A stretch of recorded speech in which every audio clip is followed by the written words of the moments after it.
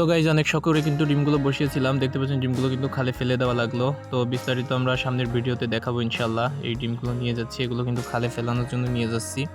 আসলে ডিমগুলো খুব শখ করে বসিয়েছিলাম, অন্য জায়গা থেকে এনে যে ভালো এ গ্রেডের বাচ্চা পাবো এই ডিম থেকে, কিন্তু ডিমগুলো থেকে কিন্তু আসলে বাচ্চা পাইনি, বরং ম্যাক্সিমাম ডিম কিন্তু নষ্ট হয়ে গিয়েছে। কারণ এগুলো মূলত বীজ ডিম না, বা যেই বাড়ি থেকে ডিম কিনেছি ওইখানে আপনার মোরগ বা মদ্দা হাঁস এগুলো ছিল না, উভয় পক্ষের ডিম বসিয়েছিলাম। প্রিয় দর্শক শ্রোতা ভাই বোনেরা, আমরা ধ্যানার এগ্রো ফার্মের পক্ষ থেকে আপনাদেরকে কিছু বিষয় জানাতে আসলাম। আমার হাতে যে ডিমগুলো দেখতে পাচ্ছেন, এর একটাতেও কিন্তু বাচ্চা ফুটবে না। আমি আপনাদেরকে গত ভিডিওতে বলেছিলাম যে আমরা এবার হচ্ছে আমাদের ফার্মের ডিম নয়, বরং অন্য জায়গা থেকে ডিম এনে সেই ডিমগুলো মেশিনের মধ্যে বসিয়েছিলাম। তো প্রায় 100টার মতো ডিম বসিয়েছিলাম। সেখান থেকে ডিম উঠাইতে এখন ওইখানে মাত্র 45 থেকে 50টার মতো ডিম আছে। দেখতে পাচ্ছেন এই যে এইগুলো একদম খালি ফেলে দিয়ে আসলে এই ডিমগুলোতে কোনো কাজ হবে না, এটাতে একটাতেও বাচ্চা ফুটবে না। তো বাচ্চা না ফোটার মেইন কারণ হচ্ছে যেই বাসা থেকে যে ফার্ম থেকে ডিমগুলো আনা হয়েছে, তো সেই জায়গায় যে আপনার বীজ ডিম ছিল না এগুলো মূলত, এগুলোর ভিতরে একেবারে ফ্রেশ সাদা, প্লাস হচ্ছে কোনোটা অল্প একটু ভ্রূণ হয়ে তারপর ভ্রূণটা মারা গিয়েছে, এরকম হচ্ছে অবস্থা। এই কারণে আপনারা যখন বীজ ডিম সংগ্রহ করবেন, বীজ ডিম সংগ্রহ করার সময় একেবারে সচেতন ভাবে এটা সংগ্রহ করবেন, কারণ বীজ ডিম সংগ্রহ করতে যদি ভুল করেন তাহলে কিন্তু এরকম হয়ে যাবে। তো গাইস, যেমনটা বলেছিলাম যে সচেতন থাকতে হবে সব থেকে, যে বীজ ডিম যখন সংগ্রহ করবেন, বীজ ডিম সংগ্রহ করার সময় যদি ভুল হয়ে যায়, বা যে বাড়িতে আপনার মোরগ নেই বা হাঁসের ডিম হলে সেক্ষেত্রে মদ্দা হাঁস নেই, সেখানে কিন্তু আপনি বীজ ডিমটা দিয়ে একেবারে সাউ পাবেন না, মোটেই পাবেন না।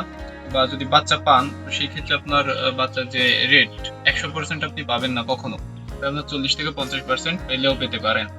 এক্ষেত্রে বীজ ডিম সংগ্রহ করার ক্ষেত্রে আপনাকে অত্যন্ত সচেতন হতে হবে, নাহলে কিন্তু আমার মতো এরকম অবস্থা হবে। আমি এর আগে কয়েকবার ডিম ফুটিয়েছি, অনেকবার।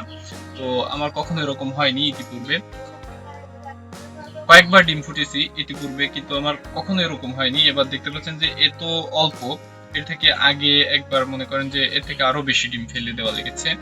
আর দ্বিতীয়ত, সবসময় খেয়াল রাখতে হবে সচেতন ভাবে, বিদ্যুৎ যখন চলে যায়, লোডশেডিং যখন হয়, বর্তমানে কিন্তু বাংলাদেশের অবস্থা খুবই খারাপ, আপনারা জানেন যে লোডশেডিং হয় ঘন ঘন।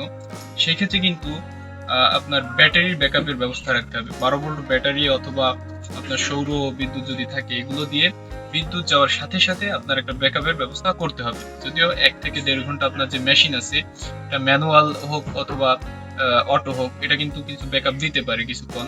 তো এরপরে আপনার আধা ঘন্টা 1 ঘন্টার মধ্যেই চেষ্টা করতে হবে যাতে ব্যাকআপটা আপনি দিতে পারেন মেশিনে। না হলে কিন্তু আপনার যে ডিম, এটা আপনার 100% হ্যাচিং রেট পাবেন না, আপনি 80% পেলে এটাও অনেক। কিন্তু আপনার যখন ব্যাটারি ব্যাকআপ দিতে পারবেন না, তখন কিন্তু এটা 40 থেকে 50% ব্যাকআপ রেটে আপনার যে হ্যাচিং রেট, এটা চলে আসবে। এক্ষেত্রে সচেতন থাকতে হবে যাতে করে ডিমের অবস্থা এরকম না হয়। সর্বাবস্থায় সচেতন থাকবেন যে ডিম যাতে আপনার 80 থেকে 85 বা 90% হ্যাচিং রেট আপনি পান। কয়েকটা ডিম এমনিতেই আপনার যত ভালো বীজ ডিম হোক না কেন, কয়েকটা ডিম এমনিতেই নষ্ট যায় বা বিভিন্ন কারণে নষ্ট হয়ে যায়। তো এই ডিমগুলো কিন্তু আমাদের কোনো কাজ হবে না। আমরা পরবর্তী কোনো ভিডিওতে ইনশাল্লাহ ভালো কোনো টিপস নিয়ে আসবো আপনাদের জন্য। যারা ফার্ম রিলেটেড, এই মুরগির ফার্ম হোক বা অন্য কোনো কোয়েল পাখি হোক, এসবের সাথে সম্পৃক্ত আছেন, হাঁসের ফার্ম হোক, তারা আমাদের চ্যানেলটি কিন্তু সাবস্ক্রাইব করে রাখতে পারেন। আমরা বিভিন্ন যে অসুবিধায় পড়েন আপনারা, আমাদের চ্যানেল থেকে টিপস নিয়ে কিন্তু আপনারা এর থেকে উত্তীর্ণ হতে পারবেন ইনশাআল্লাহ।